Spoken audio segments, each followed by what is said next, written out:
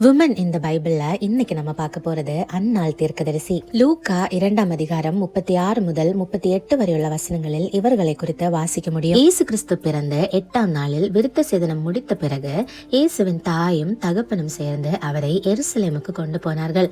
எதற்குனா நியாய பிரமாணத்தை நிறைவேற்றுவதற்காக. அன்றைய தினம் இயேசு கிறிஸ்துவை அநேகம் பேர் தரிசித்தார்கள். அநேகம் பேர் அவரை நேரில் பார்த்து கர்த்தரை தொழுது கொண்டு புகழ்ந்தார்கள். இயேசுவை தரிசித்தவர்களில் ஒருவர் தான் இந்த அன்னாள் தீர்க்கதரிசி. இந்த அன்னாள் யாருன்னா ஆசேர் கோத்திரத்தை சார்ந்தவங்க.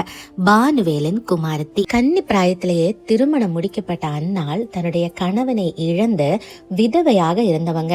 இவங்க இயேசு கிறிஸ்துவை தரிசிக்கும் போது அவங்களுக்கு வயது 84. இவங்க எல்லா நேரத்திலையும் தேவாலயத்துல மட்டும் இருப்பாங்களாம்.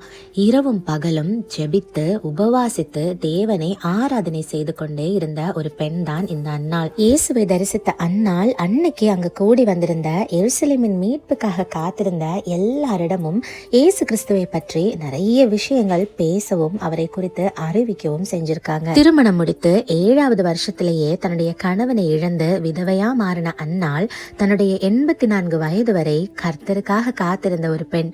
கர்த்தருக்காக காத்திருந்த இவங்க கடைசியில கர்த்தரை தரிசிக்கவும் செஞ்சாங்க. அன்னாள் நமக்கு கற்றுத்தரக்கூடிய முக்கியமான சில பாடங்கள்: தேவனுக்காக காத்திருப்பது என்றைக்குமே வீணாகாது. ஒரு நாள் அவரை நம்ம கண்டிப்பா தரிசிப்போம். தேவனை ஆராதிப்பதற்கும் தேவனுக்கு ஊழியம் செய்வதற்கும் வயது கண்டிப்பா ஒரு தடையே இல்லை. மேலும் தேவனை தரிசிச்ச ஒரு ஆளால 4 பேருக்கு அவரை குறிச்சு சொல்லாம இருக்க முடியாது.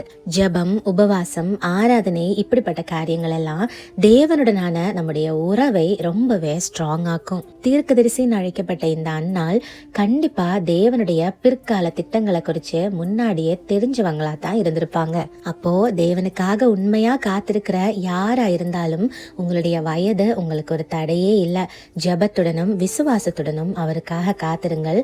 கண்டிப்பா ஒரு நாள் அவரை நம்ம எல்லாருமே தரிசிப்போம். God bless you all. Amen.